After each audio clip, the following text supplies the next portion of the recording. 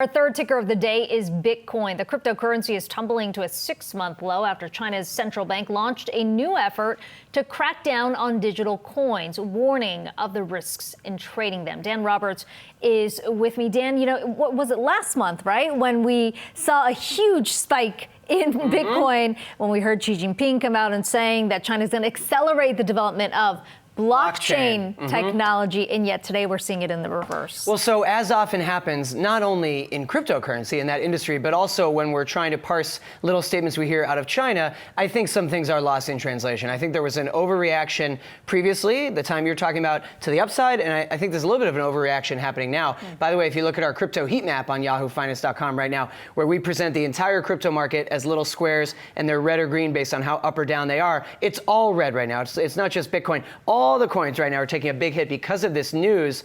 But actually, what really happened here is just the PBOC clarified or reminded people in a statement that it plans to be very tough on illegal activity around cryptocurrencies.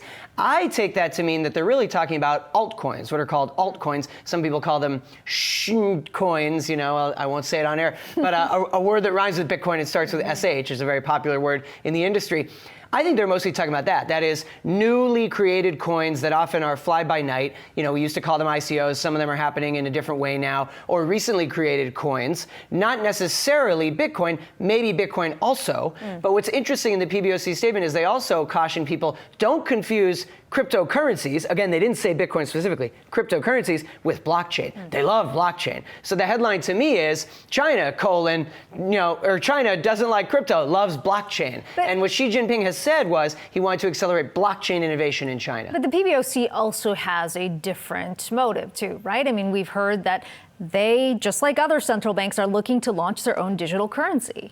Well, there have been reports of that. China hasn't said that yet. And Mark Zuckerberg, in his defense of Libra, tried to use that as a bargaining chip of, hey, guys, if the U.S. cracks down on Libra and slows our innovation, China's going to beat us at this because China's going to do its own national digital token. That still might happen, but I think it's just conjecture, and I don't think that's high on Xi Jinping's list. I mean, again, anytime you hear people differentiating, saying, no, crypto, but blockchain, we love blockchain, well, then that person is probably no big friend of cryptocurrencies. I mean, there are certainly a lot of U.S. banks, too, that say, oh, we're doing a pilot test of blockchain. But what they really mean is we're just speeding up our internal systems, creating our own ledger system. They don't want to touch Bitcoin.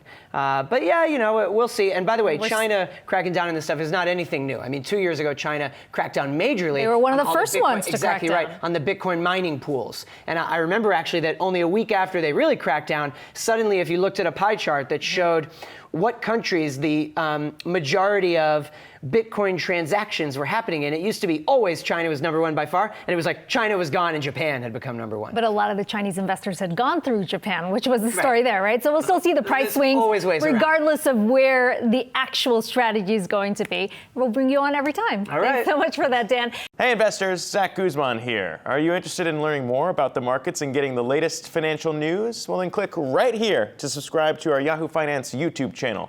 Get the latest up-to-the-minute market analysis, big interviews in the world of finance, and information on how to manage your money every day wherever you are.